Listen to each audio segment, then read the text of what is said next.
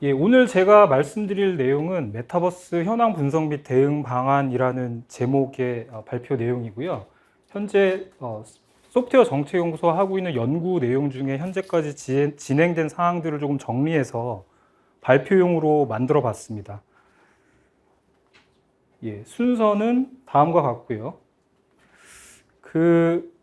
앞에서 사회자님께서도 말씀하셨다시피 올해 들어서 이제 메타버스에 대한 많은 비판적인 기사들이 쏟아져 나왔습니다. 그리고 오늘도 그 기사, 메타에 관련된 기사 보면 리얼리티 랩스라는 그 메타버스 부서의 적자가 5억 원 정도 났다, 이런 기사들이 났고요. 그래서 해외 유수 언론에서도 보시다시피 뭐 사망했다, 이런 기사도 났고, 또 투자한 게 굉장히 큰데 그동안 나온 게 없다, 이런 기사들도 있었고요. 그리고 이제 메타가 관련된 직원들을 감원하면서 다른 쪽에 좀 집중을 해야 된다, 이런 충고를 하기도 했습니다. 그래서 메타버스가 사실 2년 전만 해도 굉장히 뭐 차세대 인터넷으로 굉장히 각광을 받았는데 이제 꺼진 거 아니냐, 이런 이제 비판적인 기사들 또 의견들이 많이 대두가 됐었고요. 근데 또 보면 반대로 긍정적으로 보는 시각들이 여전히 있습니다. 지표들도 있고요. 예를 들면 글로벌 리더, 기업 리더 대상으로 설문을 했을 때 이미 45%가 메타버스를 활용하고 있고 고객과 연계하기 위해서 사용을 시작했다. 그리고 앞으로 20% 이상 기업들이 도입을 할 거다라는 기사도 있었고요. 또 메타버스는 아직 완전 초기 단계이기 때문에 진화 과정에서 수년이 걸릴 것이다, 이렇게 이제 보는 기사들도 있었습니다. 그래서 앞으로 더 시간이 지나면서 자연스럽게 사람들의 어떤 소비자들의 니즈에 부합할 만큼 성장할 거다, 이렇게 이제 보는 시각들도 있습니다. 그리고 앞서 말씀하신 대로 산업용 메타버스 쪽에서 충분히 가치를 실현할 수 있을 거다, 이런 이제 기사들도 나왔습니다. 그래서 본 연구에서는 오늘 발표 내용은 현황을 좀 기업 기술 시장 관점에서 한번 살펴보고요. 또 유사 생태계가 그 기술 수용 주기 이론에 따라서 어떻게 캐즘을 극복하고 매스마켓으로 들어갔는지를 좀 살펴봐서 대응 방안들을, 현재까지는 가설적인데요, 대응 방안들을 좀 말씀드리고 논의 주제를 간단히 말씀드리는 것으로 마무리하겠습니다. 먼저 메타인데요.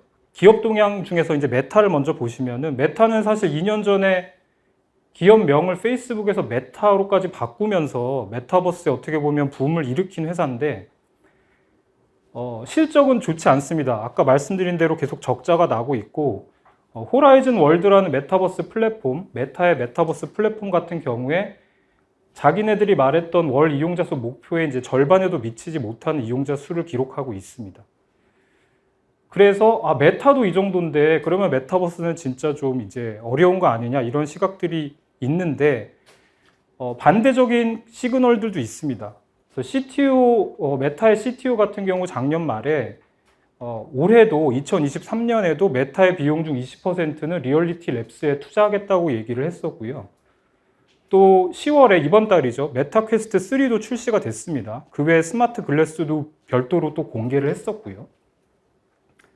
또 이 호라이즌 월드 같은 경우에도 가입자 기반 확대를 위해서 여러 가지 노력을 하고 있습니다. 첫 번째는 이용 연령을 조정을 해서 낮춰서 이용자군을 좀 더 끌어들이려고 하고 있고요. 또 헤드셋을 쓰고 사용하는 불편함이 있기 때문에 웹이랑 모바일 버전으로 만들어서 사용자군을 늘리려는 노력들도 하고 있습니다.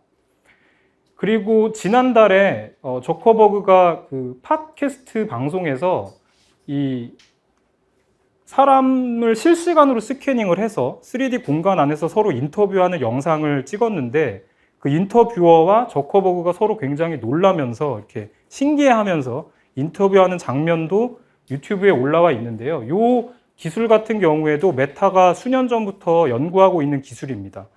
그래서 이런 것들도 공개하는 것을 보면은 여전히 메타는 메타버스를 자기네들의 어떤 중심 사업으로 생각하고 있다라고 생각해 볼 수 있겠고요. 마이크로소프트 같은 경우에는 직원을 올해 초에 10,000명을 감원시켰고, 또 마찬가지로 본인들이 인수한 기업의 알트스페이스라는 VR 서비스를 종료를 했습니다. 하지만 올해 초에 월스트리트저널과 인터뷰에서 여전히 메타버스 하드웨어 소프트웨어 쪽에 전념하고 있다라는 언급을 했었고요. 또 산업용 클라우드 부사장의 경우에는 마이크로소프트 블로그에 마이크로소프트가 산업용 메타버스 솔루션들이 이런 게 있다라고 6가지를 상세하게 소개를 하기도 했습니다. 그리고 이번 달에 여러분들도 아실 것 같은데요. 블리자드라는 큰 게임 회사를 인수를 완료를 했습니다. 굉장히 큰 거래 규모였고요. 미국 IT 기업 M&A 중 최대 규모라고 알려져 있습니다.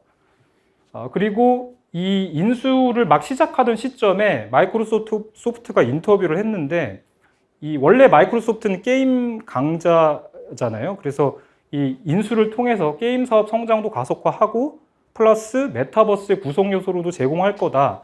이렇게 얘기를 했습니다. 그래서 이런 어떤 움직임도 마이크로소프트가 B2C에서 B2B로 메타버스의 사업 중심축을 조금 옮겨간다고 저희가 이제 해석을 하고 있고요. 뭐 접었다거나 포기를 했다거나 이렇게 이제 보지 않아도 될 여러 가지 근거들이 이렇게 나와 있습니다. 이제 우리나라 같은 경우에는 제페토라고 여러분도 들어보셨을 겁니다. 굉장히 성공적인 메타버스 플랫폼으로 예시로 많이 나오고 있는데 네이버 Z로 이제 분사를 시켜서 운영 중이었습니다. 근데 여전히 글로벌 기업들과 마찬가지로 계속 적자가 나고 있습니다.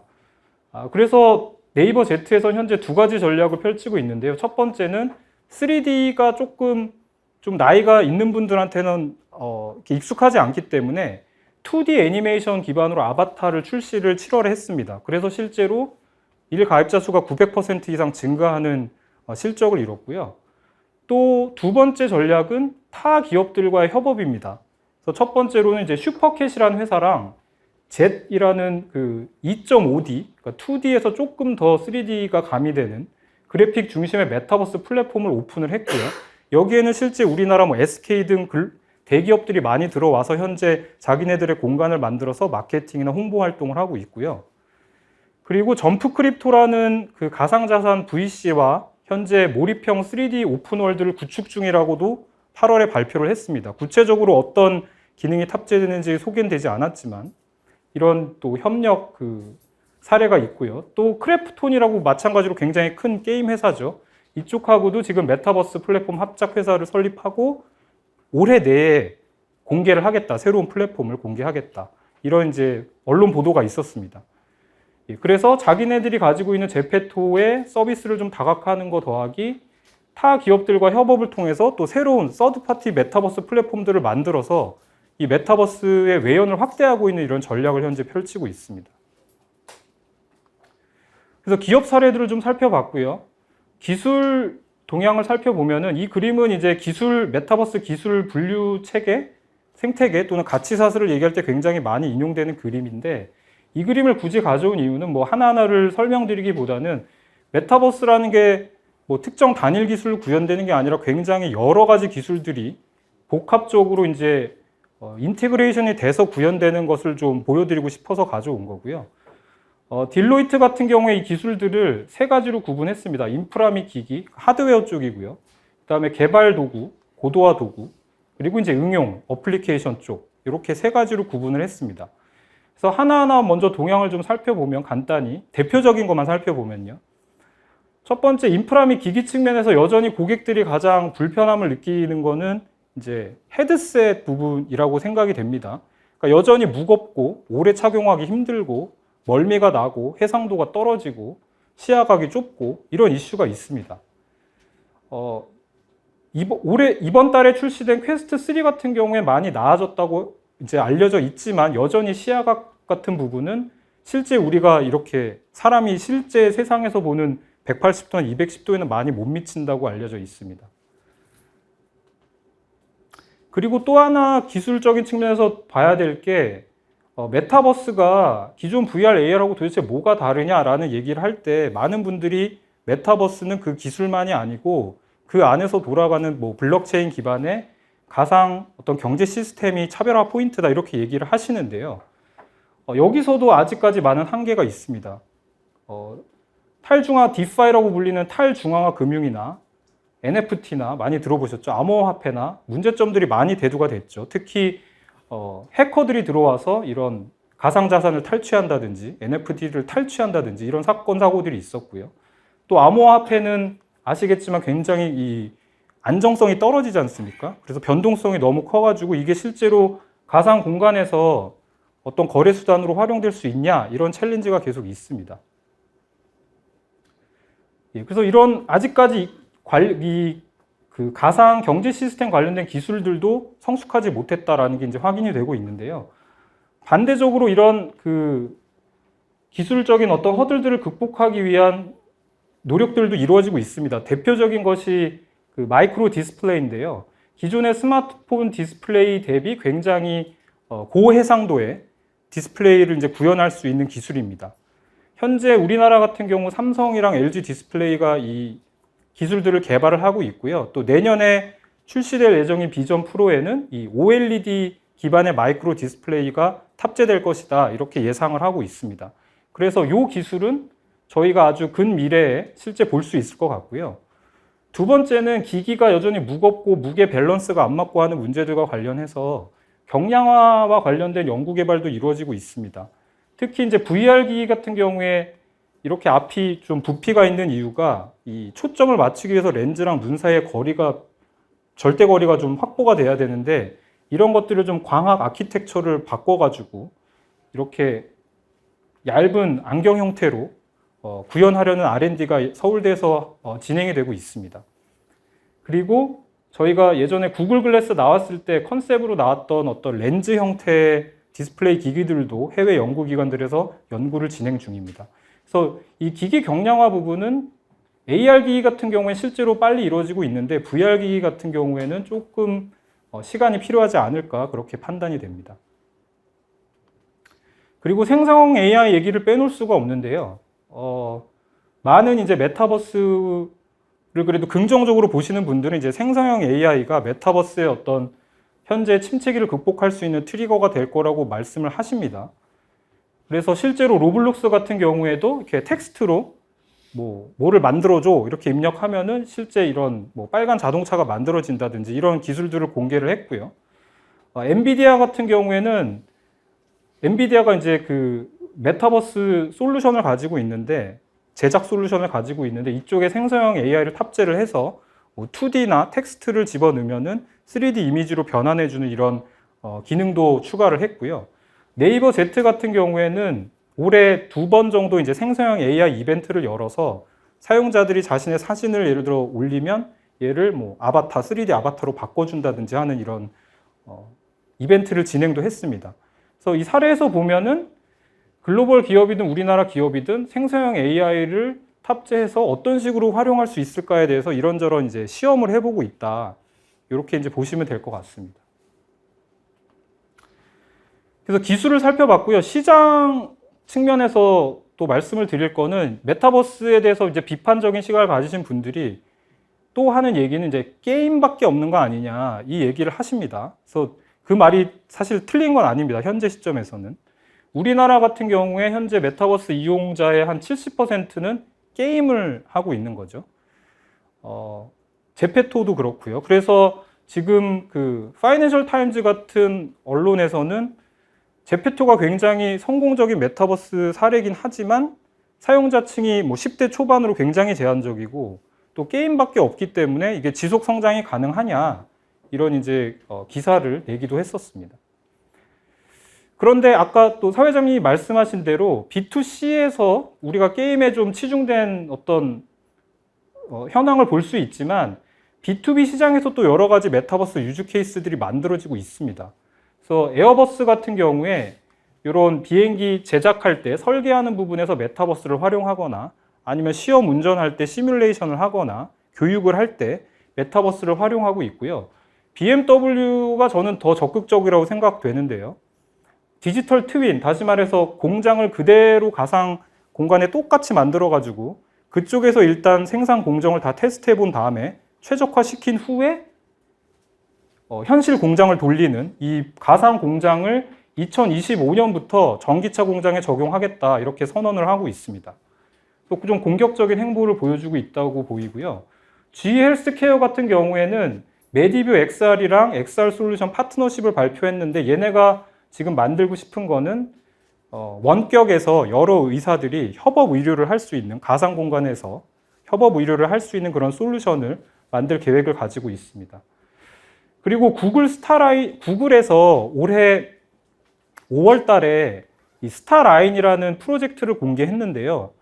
요거는 조금 특이하게 이런 평평한 2D 화면에서 이렇게 사람이 홀로그램처럼 이렇게 볼록 튀어나와 보이게 하는 그런 솔루션입니다. 그래서 마치 정말 같은 현실 공간에서 대화를 할 수 있는 것처럼 지원을 하는 그런 솔루션이고요.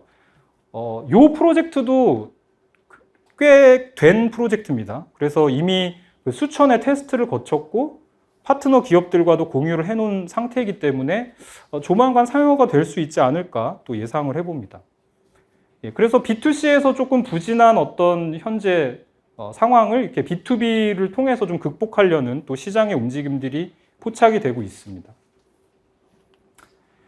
또 하나 저희가 당연히 기대할 수밖에 없는 게 애플의 비전 프로입니다. 그러니까 애플은 뭐 참석자님들 다 아시겠지만 스마트폰을 통한 모바일 빅뱅을 연 회사죠. 그래서 팀 쿡도 이제 자신을 하고 있습니다. 올해 6월에 이 애플 비전 프로를 공개하면서 이제 공간 컴퓨팅 시대가 열릴 거다. 이렇게 얘기를 하고 있습니다. 그래서 애플은 여러분들 굉장히 그 고객 충성도가 높기 때문에 뭐 신 버전이 나오면 줄 서서 막 아침에 사잖아요. 그런 것처럼 저도 이제 혹시 이 애플 비전 프로도 내년에 출시가 되면 사람들이 줄 서서 사지 않을까. 만약에 그렇다면, 그리고 정말 기존과 다른 어떤 사용자 경험을 보여주면 메타버스 시장은 갑작스레 다시 리바운드 할 수 있다. 그런 생각도 하고 있습니다. 실질적으로 기술적으로도 많이 현재 나와 있는 제품보다 우위를 보이고 있고, 또 무시할 수 없는 게 애플의 앱 생태계지 않습니까? 그 앱 생태계를 그대로 이식해 오기 때문에 굉장히 파워풀한 기기가 될 수 있다, 서비스가 될 수도 있다라는 기대를 저도 가지고 있습니다. 실제로 업계의 평도 좋아서 이 애플 비전 프로가 출시된 달에 메타버스 업계가 투자받은 금액이 전달 3달 정도치를 다 합친 금액에 이제 투자를 받았다고 합니다. 그리고 또 하나 애플이 굉장히 전략적으로 보이는 게 이 비전 프로는 이제 3D 어떤 그 영상을 소비하는 기기인데 올해 출시된 아이폰 그 15 프로에 이 카메라를 탑재를 했는데요. 메인 카메라가 있고 초광각 카메라가 있어서 이 카메라를 가지고 촬영을 하면은 3D 영상을 이제 만들어낼 수가 있습니다. 다시 말해서 애플은 자기네 기기로 3D 컨텐츠를 만들고 소비하는 것까지 고려를 한 것이죠. 실제로 그 임원도 얘기를 했습니다. 본 기능은 공간 컴퓨팅을 위한 기능이라고 얘기를 했고, 실제 이런 시나리오도 영상에서 보여줬기 때문에 컨텐츠 소비뿐만 아니라 생성까지도 본인들이 하겠다, 이런 어떤 생태계를 만들겠다라는 전략을 볼 수가 있고요. 어떻게 보면 유튜브의 그 3D 버전으로 볼 수 있는 거죠. 그러니까 사용자가 만들고 사용자가 소비하는 그런 생태계를 노리고 있다고 생각이 됩니다. 또 하나 저희가 봐야 될 게 표준화인데요. 표준. 지금 메타버스가 조금 침체된 이유 중에 하나가 메타버스 기기 간 또는 플랫폼 간 상호 호환, 운용이 안 돼서 문제가 있다라는 시각도 있거든요. 그래서 예를 들면 뭐 제페토에서 산 가상 아이템을 뭐 로블록스 가서 사용한다든지 이렇게 상호 운용성이 확보가 돼야 된다. 서로 개방을 해야 된다. 이런 주장들이 나오고 있는데, 그런 주장에 발맞춰서 이런 표준 관련된 이제 기구들이 등장을 했습니다. 그래서 작년 6월에 엔비디아, 메타, 마이크로소프트 등 33개 기업이 메타버스 스탠다드 포럼이라는 걸 발족을 시켰고요. 여기서는 표면적으로는 이렇게 주장합니다. 본인들이 새로운 기술 표준을 만들려는 게 아니고 기존에 나와 있는 표준들을 이렇게 통합하겠다, 이렇게 얘기를 하고 있고요. 또 2달 전에는 그 애플, 픽사, 어도비, 엔비디아 같은 기업들이 AOUSD라는 얼라이언스를 또 공개를 했습니다. 그래서 이쪽은 픽사에서 만든 USD라는 기술을 메타버스의 어떤 표준으로 만들려고 밀려고 하는 그런 얼라이언스인데, 모르겠습니다. 어떤 언론에서는 이 두 포럼, 얼라이언스가 경쟁 관계에 있다고 보고 있기도 하고요. 그래서 실제로 어떻게 흘러갈지는 좀 두고 봐야 될 것 같은데, 아무튼 리딩 기업들이 이렇게 글로벌 표준을 수립하기 위해서 적극적으로 움직임을 보이고 있다라는 것을 좀 이렇게 말씀을 드리고 싶었습니다. 그래서 종합을 해보면은 저희는 기업, 기술, 시장 관점에서 봤을 때 물론 현재 좀 부정적인 어떤 시그널도 있고 하지만 여전히 미래 성장 가능성을 긍정적으로 보는 신호들도 잡히기 때문에 지금은 업앤다운이 이렇게 왔다 갔다 하는 과도기적인 부침 단계다. 그래서 현재는 성장통 기간이다. 이렇게 이제 저희 연구에서는 정의를 했습니다. 그러면 유사 다른 생태계들은 어떻게 이 성장통을 극복하고 대중시장으로 들어왔는가 아니면 성장통 기간을 실제로 겪었는가를 좀 기존 사례를 통해서 확인을 해봤습니다.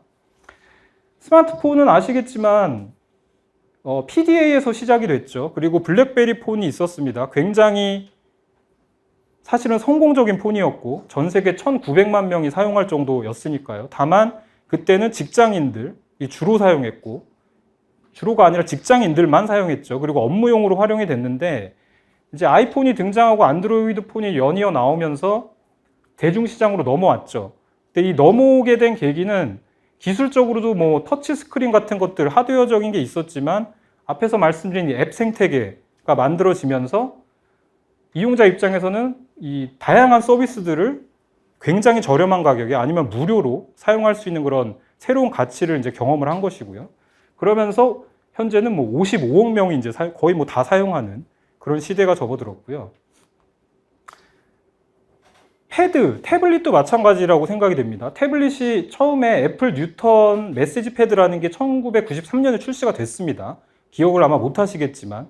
근데 이때는 필기 인식률이 굉장히 낮았고요. 가격도 그 당시 뭐 $600로 굉장히 높았다고 합니다. 그래서 실제 5년 만에 단종이 됐고요. 그러면 얘는 어떻게 캐즘을 뛰어넘었냐?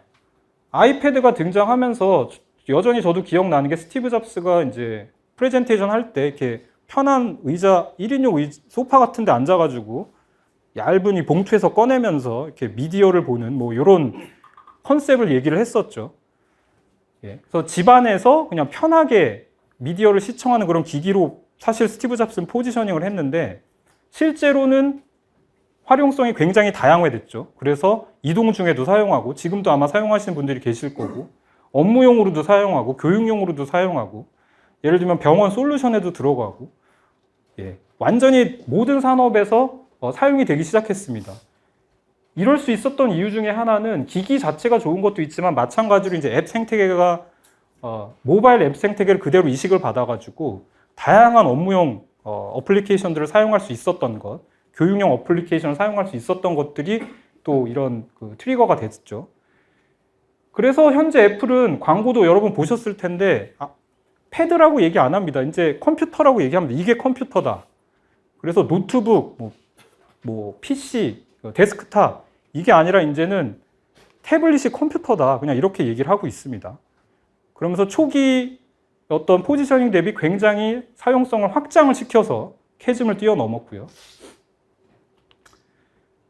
그 퍼스널 모빌리티 여러분도 많이 보셨을 겁니다. 이제 특히 어린 친구들이 많이 타고 다니는 이 퍼스널 모빌리티 같은 경우에는 세그웨이 아마 기억하실 겁니다. 한 2년 전에 이제 단종이 됐는데 세그웨이는 2001년에 유명한 해외 인사들이 투자를 하면서 굉장히 유명했죠. 굉장히 혁신적인 기기라고 칭찬도 많이 받았는데 실제로는 예를 들면 그 차도에서 이용하기엔 너무 느리고 또 보도에서 이용하기 너무 빠르다 이런 불편함이 제기가 됐었고요. 가격이 굉장히 비싸가지고 출시되고 나서 1년 반 동안 6,000대밖에 팔리지 않았다고 합니다. 글로벌리. 근데 얘는 어떻게 뛰어넘었냐, 캐즘을.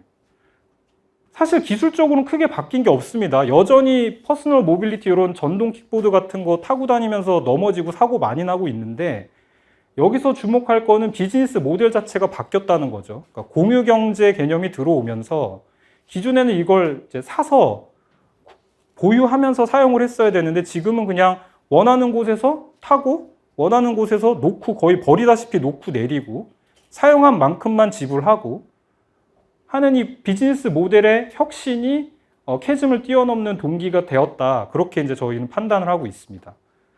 그래서 2027년에는 1억 3천만 명 정도 사용할 거다라는 전망이 나와 있고요.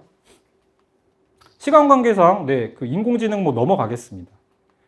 그래서 종합을 해보면은 메타버스 최신 동향 같은 경우에 기업들이 여전히 메타버스 사업을 계속 추진하고 있고 투자도 지속하고 있는 기조가 있고, 또 기술적 허들 극복을 위한 R&D들도 아까 보셨다시피 기업 민간에서 또는 학계에서 진행이 되고 있고요.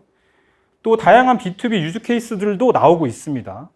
공격적으로 많이 등장을 하고 있고, 최근 들어 또 글로벌 기업들이 글로벌 표준 수립을 본격화하고 있습니다. 이런 긍정적인 움직임들이 있고요. 방금 보여드린 유사 생태계 캐즘 극복 사례를 보면은 대중시장 진입에 시간이 굉장히 오래 걸렸습니다. 그죠? 한 수십 년 이상 걸렸기 때문에 메타버스도 그럴 수 있다. 그러니까 일부 메타버스 서비스들은 단기간에 사용화될 수 있겠지만 우리가 궁극적으로 꿈꾸는 모습의 메타버스는 수년이 걸릴 수 있다라는 거는 저희가 이제 생각을 해봐야 될 것 같고요. 그리고 산업계의 다양한 비즈니스 모델 실험이 필요하다라는 거죠. 그러니까 기술적인 어떤 성숙도 중요하지만 비즈니스 모델을 어떻게 만드느냐에 따라 성공 사례들이 만들어질 수 있기 때문에 이 부분도 이제 여러 가지 실험이 필요하다라는 걸 알 수가 있습니다. 그래서 이런 내용들을 종합을 해서 저희가 현재 이제 대응 방안을 가설적으로 만든 거는, 첫 번째는 정부가 좀 자생적 기업 생태계 구축 지원에 더 초점을 맞춰야 된다는 얘기입니다. 여기 담진 않았지만 저희가 산업계 분들 전문가 인터뷰도 했는데 동일하게 이제 말씀하고 계신 부분이 이거였습니다. 근데 또 어제인가요? 그 기사 보니까 또 공공 쪽에서 메타버스 플랫폼 만들겠다, 예산 투자하겠다 이런 기사들이 있더라고요. 그러니까 그런 것보다는, 그런 것도 중요하지만 자생적으로 좀 우리나라 이 관련된 대중소기업들이 어떻게 경쟁력을 키우고 글로벌 기업들하고 경쟁할 수 있을지에 대해서 조금 더 초점을 맞출 필요가 있다고 보이고요. 국제표준 수립에 좀 더 적극적으로 대응해야 된다. 현재 대응하고 있는데 아직까지 그 현장의 목소리는 좀 더 많은 전문가분들, 기업들이 들어와서 목소리를 내야 된다라는 얘기가 있었습니다. 이 부분을 좀 지원을 해야 된다라는 생각이고요. 산업계 쪽에서는 메타버스가 이제 처음에 막 용어가 나오고 할 때는 게이미피케이션처럼도 해보기도 하고 마케팅에도 사용하고 막 이랬는데, 어차피 앞에서 본 것처럼 여러 기술들이 단계적으로 성숙이 되기 때문에 그 성숙도를 고려를 해서, 그리고 본인들이 가지고 있는 코어 비즈니스 모델들을 고려를 해서 좀 단기적인 또 중장기적인 대응 방안을 좀 마련해야 된다라는 안을 좀 말씀을 드리고요. 또 제품 혁신뿐만 아니라 아까 앞에서 보면 업무 프로세스를 효율화하고 혁신하는 데도 많이 활용하기 때문에 이런 쪽에서도 좀 어떻게 활용할지 고민이 필요하다라는 말씀을 좀 드리고 싶습니다. 그리고 학계 연구계 같은 경우에 사실상 이제 공공연구소에서 하는 연구 과제, 그러니까 기술 R&D의 경우에 이제 민간과 크게 차별화되지 않는 부분이 있습니다. 그래서 현장에서도 좀 장기 도전형 연구 개발을 해달라. 단기적인 R&D는 우리가 그냥 할 테니까 좀 장기적인 도전형 연구를 해달라. 이런 말씀이 좀 있으셔서 요 내용을 담았고요. 그 다음에 이제 사회과학 쪽에서는, 그러니까 소프트웨어 정책연구소 같은 곳이죠. 이쪽에서는 저희가 결국 메타버스를 중장기적으로 대응해야 되기 때문에 기술 성숙도를 예를 들면 어떻게 측정할 건지, 아니면 시장 수용성을 어떻게 측정할 건지, 이런 부분에 대해서 아마 좀 디테일한 데피니션이 필요하다는 생각이 듭니다. 그래서 이런 부분들, 이런 어떤 기준을 가지고 우리가 틀을 만들면 우리가 좀 더 전략적으로 이제 단기적으로 또는 중장기적으로 대응을 할 수 있기 때문에 이런 부분들도 준비가 필요하다. 이런 좀 방안을 만들어 봤습니다. 그래서 논의 주제 아마 뒤에서 얘기를 할 것 같은데 4가지 정도 뽑아봤는데요. 첫 번째는 아까 팀 쿡이 얘기한 것처럼, 그러니까 IBM PC가 등장을 하면서 디팩토 스탠다드로 확 퍼져서 컴퓨터 시대가 열렸고, 안드로이드 폰이 등장하면서 모바일 시대가 열렸고, 그러면 이제 메타버스를 통해서 아니면 비전 프로를 통해서 공간 컴퓨팅 시대가 열릴까에 대해서 한번 좀 이렇게 여쭤보고 싶은 게 있고요.